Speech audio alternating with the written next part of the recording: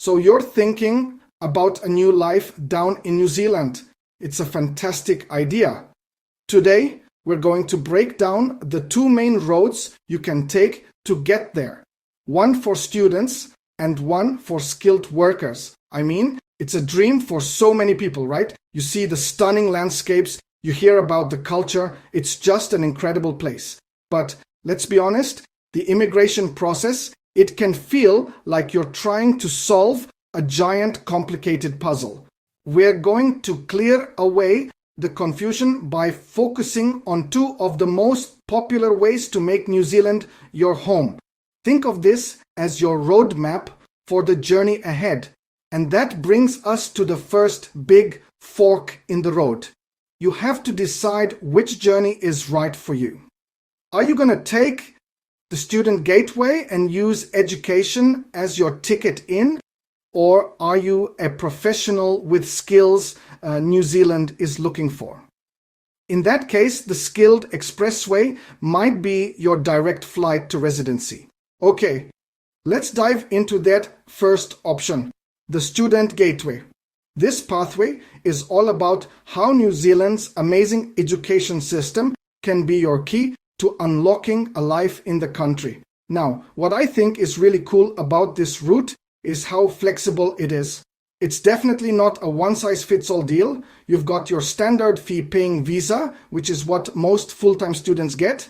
But then there's the pathway visa, which lets you line up a few courses back to back. There are even options for kids of visa holders, or if you're on a working holiday and just want to do a short course.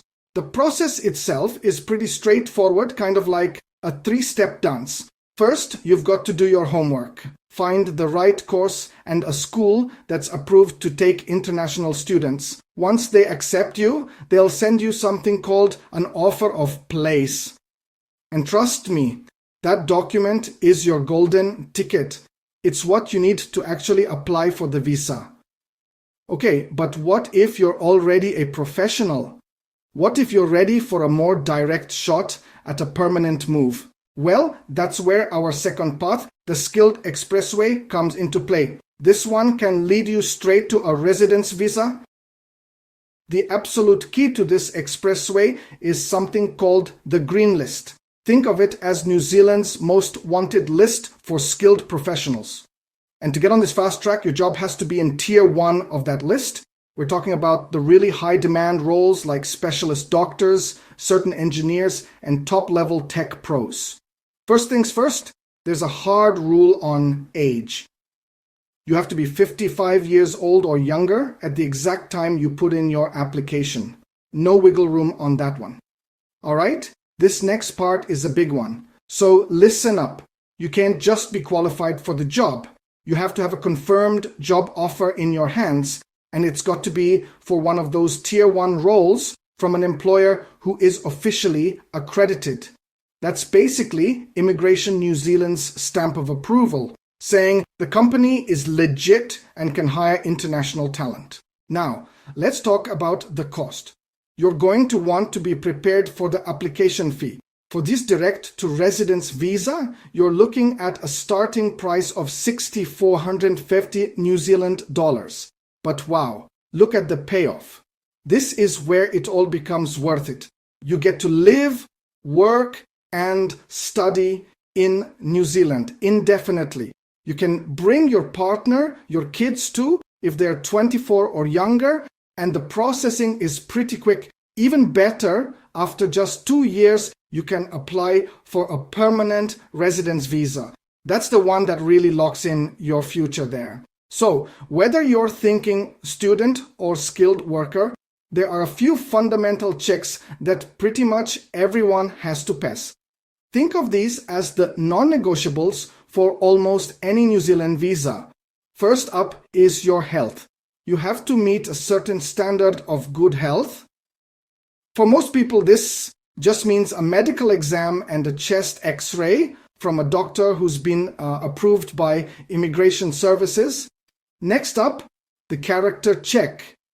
Basically, New Zealand wants to know you're a good person. You'll prove this by getting police certificates from your home country and any other country where you've lived for a year or more in the last decade. And finally, you've got to show you can speak and understand English. Now, depending on where you're from or where you studied, your passport might be enough. If not, you'll likely need to take an improved English language test and hit a certain score. Okay, we've walked down both paths now. So let's put them side by side, a final head-to-head comparison to really help you figure out which route makes the most sense for you. When you boil it all down, here's the fundamental difference. The student gateway is temporary. Its purpose is education, and how long you stay is tied directly to how long your course is.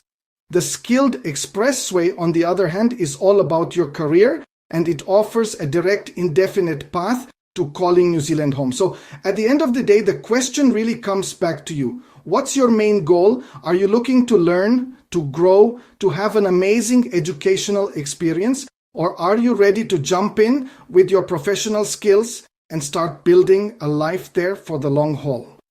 Your goal really does determine your journey.